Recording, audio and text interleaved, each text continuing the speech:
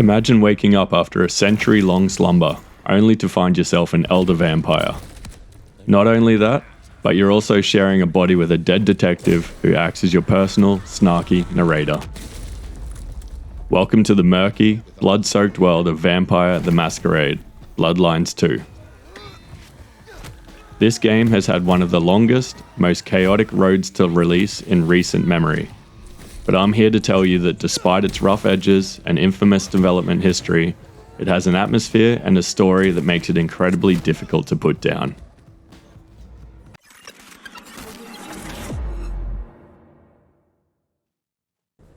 Let's lay out the facts for this much anticipated release. This is Vampire the Masquerade Bloodlines 2. It was developed by the Chinese Room, the studio known for deep narrative experiences like Dear Esther, and published by Paradox Interactive. I played it on the Xbox Series X, which is one of the available platforms along with the PlayStations and PC. The current user rating on Steam is mixed, sitting at 56% of 1,950 reviews. So there's definite division out there between longtime fans and new players. But honestly, don't let the noise stop you.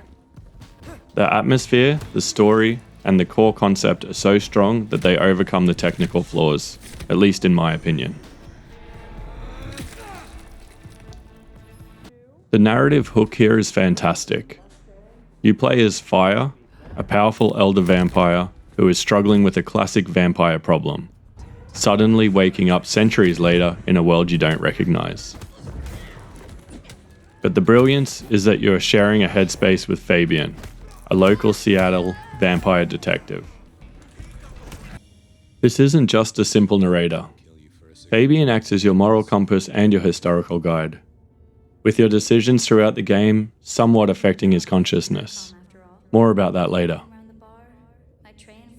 It creates this unique two-in-one storyline, playing as Fire while constantly hearing Fabian's noir commentary, and also getting to jump into his body and experiencing Seattle through his eyes. This game is beautiful. The Chinese Room have really nailed the visuals and the gothic Seattle cityscapes. I played on the Xbox Series X and I started on quality mode.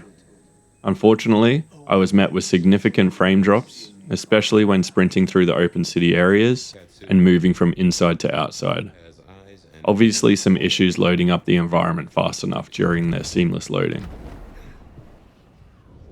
After playing through some early game areas like this to see if it would improve, I switched to performance mode, and that cleared up most of the issues, giving me a much smoother, mostly consistent 50 frames experience, with only minor dips when switching large interior and exterior environments.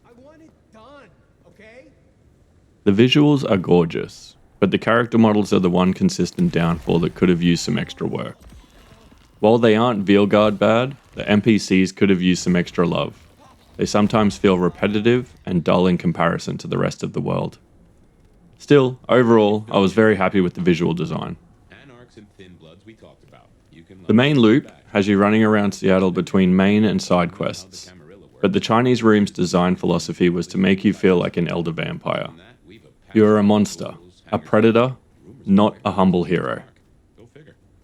You spend a lot of time running and gliding between rooftops to traverse Seattle, using powers only a kindred could. It feels great, letting you avoid breaking the Masquerade while getting around kinda quickly. This feeling of being a confident, powerful predator extends to the combat. The developers have said they wanted the combat to feel less like Dishonored, where you are cautious, and more like playing with your food.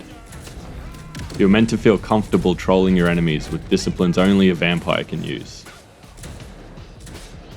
When the combat works, it is satisfying, visceral, and uses those powers wonderfully. However, this is where the execution sometimes falters. The combat, despite its ambition, can be glitchy at times, and the controls can feel a little loose. It definitely needs a polished pass. That being said, it is awfully fun landing in a group of anarchs only to completely decimate their gang with a couple of well-placed powers. With that said, my biggest critique lays in the RPG elements themselves.